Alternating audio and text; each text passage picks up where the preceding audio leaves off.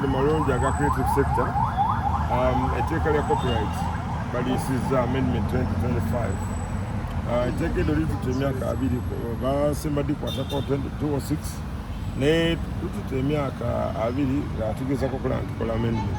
Etteeka lino ligenda kuyamba abantu abakola digital work ngammwe, ligenda kuyamba nga nze, ligenda kuyambako abantu abayimbedde ennyimba zaabwe nezibeera nga abantu uploadinga nga tebazifunyeemu, so bagenda kuleeta kye bayita take down. Etteeka lino ligenda kukendeezaako ku bantu badde bakozesa emirimu gy'abantu nga tebasasula, nga TV stations, radio stations zibadde tezisasula royalty z'abantu, so balina okusasula CMOs, hotels, discos, nightclubs, ebifo ebityo ebikozesa emirimu gy'abantu girina okusasula, kubanga omuntu ayiiya atunda obubuzi bwe nakola ekintu ekirungi. So etteeka bwe baliteekawo ligenda kuyambako abantu abadde babonaabona nga balina emirimu gyabwe naye nga tebagifunamu. Mulimu abayimbi nga bo bakola copy and paste, kigenda bakosa bati? Anti kigenda bakosa bwe kiti. Ekigambo copyright kitegeeza nti tojja kukosa intellectual property y'omuntu.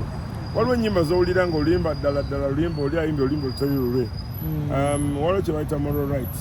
Kakati rights ezo z'omuntu ddala gy'otula nti ololimba si lulwo naye n'oluyimba oba n'okola n'okwata endongo efaanana ng'eyooli n'ogifulumya, bigenda kufuuka bizibumu.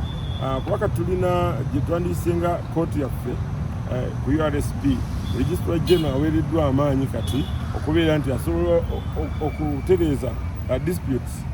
Oli bw'agamba nti oluyimba lwange balukopye n'abawozesa nga temunagenda na mu kooti. Ekibadde kiremye abayimbi abasinga, omuntu ayagala akubba oluyimba nga kimanyi tolina ssente zigenda mu kooti. Then waliwo abantu abalala abayimba ennyimba edda long time ago, nga oluyimba lwe balugula $1,000,000 nga ate kati ebbanga lino yandibadde anaku $1,000,000 nga 10. Kati etteeka ligenda kuyambako omuntu nti oli gwe bakola ddiiru enkyamu. Waliwo abantu bangi babagulako album $1,000,000 naye nga $1,000,000 teyinza nagula chapati. Kakati essaawa eno etteeka ligenda kuyambako oyo yanyigirizibwa okubeera nti afunamu. Amendment 9 babadde bagyemulugunyaako. Andi bagyemulugunyizaako olwo sigenda kyogera bwe nti bagyemulugunyako olw'obwo okubeera nti waliwo okumanya n'okutegeera. Buli akozesa emirimu gy'omuntu aba nakyajagaza. Toyinza kubeera na TV n'oteekako ekifaananyi ky'omuntu nga tokyagala. So abalina TV nga balina okusasula kye bayita royalties, abalina radio nga balina okusasula ennyimba z'abantu ze bakozesa. So radio ezisinga zibadde zikozesa bya bwereere. Nzijukira mu 2021 eggulu twasayininga contract n'aba NAB, National Broadcasters, nga twagala basasule bannabitone ne bo baali bagamba ate tujja bisasulayo. Naye kakati etteeka lino etteeka lino ligenda gamba buli alina TV, buli alina radio, buli alina kyakozesa nti mu club agenda kusasula abantu bano. Banakola ki? Banalekerawo okuba ennyimba zammwe. One music omulala walinga owa Nigeria. Anti waliwo mu CMO kye bayita reciprocal agreement. Waliwo bwe tugenda mu mateeka amakulu gennyini waliwo kye bayita band convention oba band treaty. Uganda is part of that. Tusayininga reciprocal agreements. Agreements ezo zikkiriza okubeera nga tusolooleza n'aba Nigeria. Era zikkiriza tusolooleza amawanga gonna agali mu reciprocal agreements ezo falling into the band convention, abali mu Beijing convention treaty, abali mu Marrakesh. Ebyenjogera bya mateeka nnyo naye omuntu alina kuba nga abitegedde kuba nti buli luyimba olukubibwa lubaako nannyini waalwo.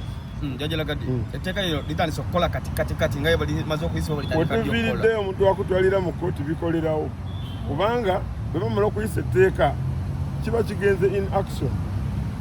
Kati abantu abasinga njagala bagamba nti abantu bangi nnyo balina emikutu bataddeko ennyimba z'abantu, bataddeko firimu z'abantu naye bo be bafunamu. Kati essaawa eno yakusasula.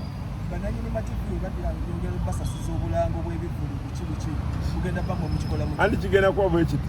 Bannannyini TV era tebasobola kukola TV zaabwe nga tebakozesa content. Kakati bagenda kubeera nga bategeera nti bwe tusasula royalties katukozese bulungi nnyo emirimu gy'abana abantu betusasula. Abantu nga Jajalagadde olimba ndigida sise leta bamuzeyi Sebatta leyo omwana ezo ennyimba enkadde bo bagenda sifunamu batya bwakyo kiwedde tandika ku bipi ebiriwo kati. Oluzannyirako ndaba abaana abato ababuukira ennyimba z'abantu oluzannyirako oluyimba lw'omuyimbi omukadde manya nti ojja kusasula bulungi. Jjajjalagadi ate abaali batunda album zaabwe. Anti kyekugambye emyaka 2 muteeka mu close eyo gye bataddeko eya Bagain. Waliwo abantu be bakozesa ensonga enkyamu ne babasayiningisa ebipapula ebikyamu ne babatwalako rights zaabwe. Kati rights zigenda kudda. Tekigenda kudda kufuuka kintu kizibu nnyo upcoming okuba akajje kati. Upcoming kyangu nnyo kuba akajja ayimba ebibye.